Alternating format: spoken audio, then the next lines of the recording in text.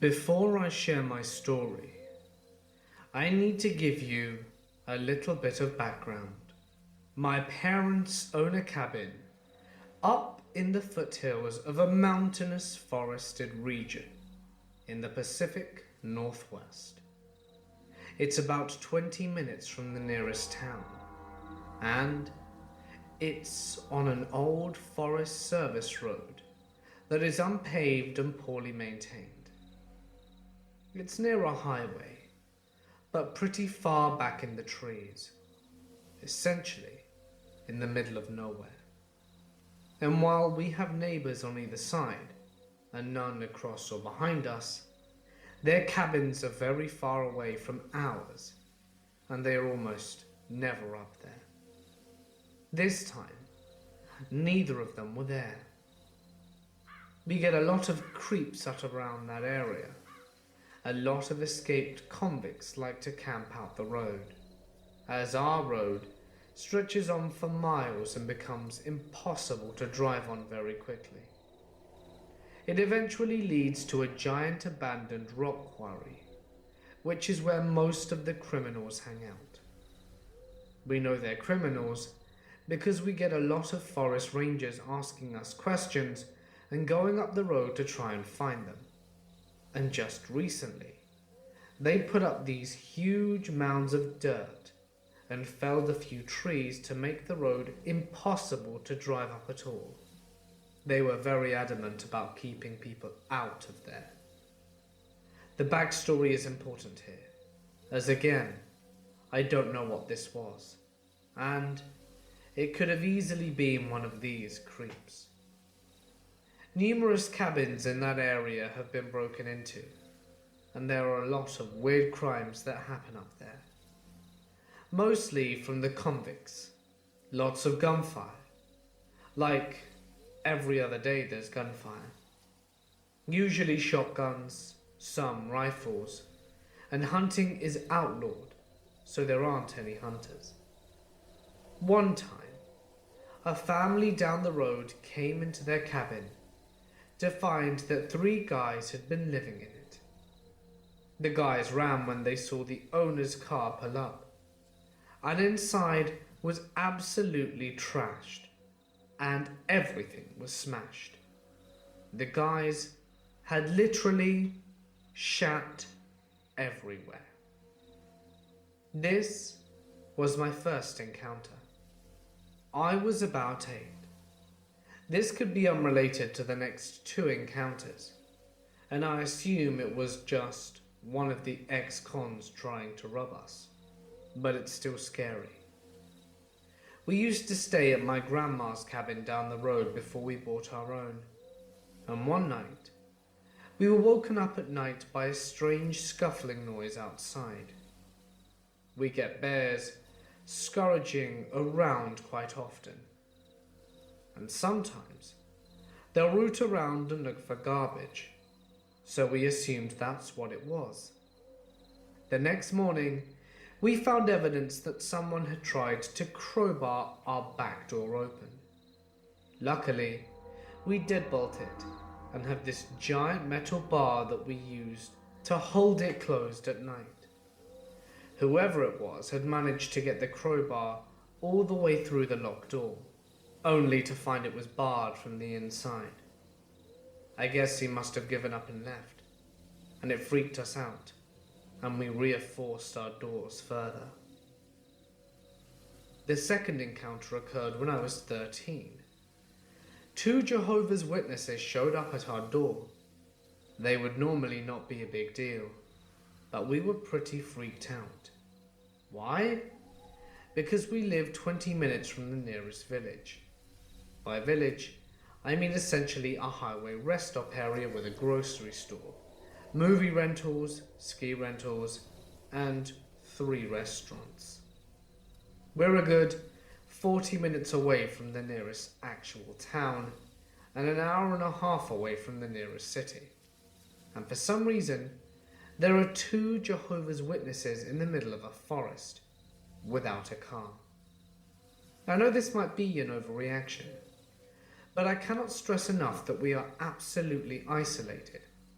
Most people don't even know that our road exists, as it's totally hidden from view on the highway. So they asked to come in and pray with us, and my parents say no and ask them to go away, and then call the police. This third encounter happened when I was 14. It was when shit started getting really wild. My parents bought their own cabin down the road so that we wouldn't have to burden my grandma whenever we wanted to be up in the forest. We have these two large black Labradors, by the way. They're very good guard dogs, and they don't often bark unless there is something legitimately out there. Well, one of them will bark at stupid shit, but his older brother only barks when he sees a human being coming towards our home, or someone who looks or is actively very threatening.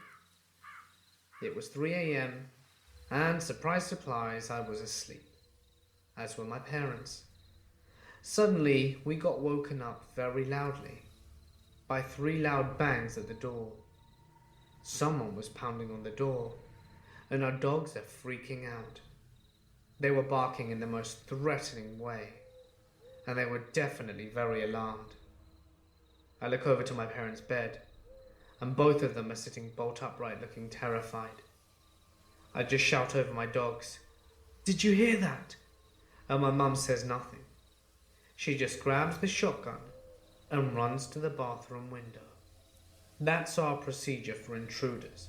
Look through the bathroom window at the front door, because then we're behind the person and they don't see us, and we can get the shotgun pointed at them before they have a chance to point one at us.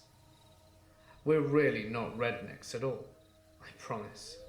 We live in the middle of the city, but when you're in a cabin in the middle of the woods with a bunch of gun-toting ex-cons, you have to be armed and awesome and assume the worst. I went down with my mum and looked out the window, and nobody was out there. Not anybody running off into the distance either. Nothing. I should also mention that the land around our cabin is covered in very thick underbrush that is very loud. You cannot run away in thick underbrush without making a sound. We didn't hear anybody running away, but it's possible that my dogs scared them off, and we didn't hear over the barking. I checked with my parents, and they heard the exact same thing. 3 very loud, urgent, distant bangs at the front door, and they were undeniably knocks. It wasn't like an animal was scratching at our door, but this was a lot of banging. The fourth encounter happened when I was 14. We came up to the cabin after being gone for a week. It had snowed overnight and was still snowing hard, and there were footprints in the snow leading all the way around our cabin. And whoever had made them had stopped at every single window to try and look inside. We keep the curtains closed when we're not there, of course. And the creepy thing about this is that it had snowed that night. Whoever made those footprints had to have made them almost an hour before we got there, because it was still snowing and they were very fresh. We literally just missed whoever it was. It might have just been a neighbor or something. I have no idea. But the footprints came in from the road, not the neighboring cabins. We tried to track them, but I think that they got driven. The fifth encounter happened when I was also 14. It's short but scared us a lot. We have an old truck that we leave up there while we're gone, to make it look like we're still in the cabin. One time when we came up, we saw that the door had been crowbarred again. Just to note, this is a pretty common tactic that doesn't necessarily imply the same person. What was really scary though, is that all the tires on the truck had been slashed. And I mean it was obviously slashed. There were huge gashes in all 4 tires that weren't there the last time we were up.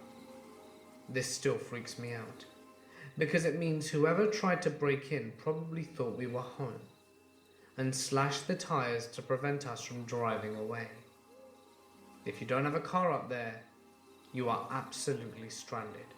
and you'd have to run a very, very long way to get help.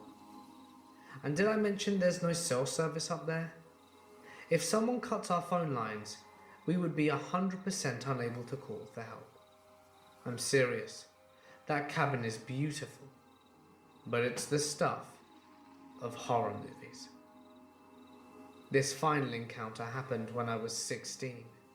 It's the scariest encounter, and the one I want help with. It was 2 a.m., and I was lying awake in bed browsing the internet, and my parents were asleep. My dogs were also asleep. I had the window open by my bed to hear the sounds of the creek that run by the cabin. I should also mention that the bedrooms are on the second floor. As I'm browsing around, I hear something crunching through the underbrush outside of our cabin. Again, you can hear everything outside because the underbrush is so loud. I assume it's an animal or something, as we get deer, bears, cougars, and other large beasties outside our cabin pretty frequently. I ignored it and went back to browsing. Then I saw something so simple but terrifying. It made my heart skip a beat.